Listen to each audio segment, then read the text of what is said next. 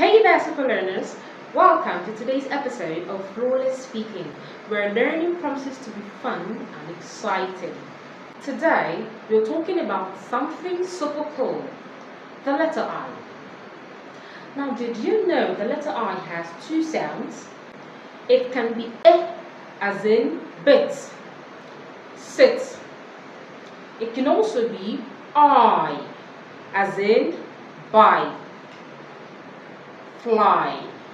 But today, we're focusing on the short, snappy E sound. Now, say these after me. Information, civilization, division. Great job. Notice how the tongue stays relaxed and slightly forward. That's the E sound in action.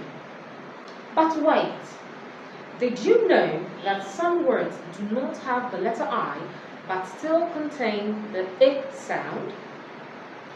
Interesting, right? Now let's take it up a notch with some advanced words. Women, business, busy, him, palace, division. Let's make sentences with these words. The women managed a thriving business near the royal palace. Even when busy, they shared valuable information with wisdom. A joyful hymn echoed as a division of hymns was announced. Now let's play a quick game. I'll say some words and you clap when you hear the A sound. Ready?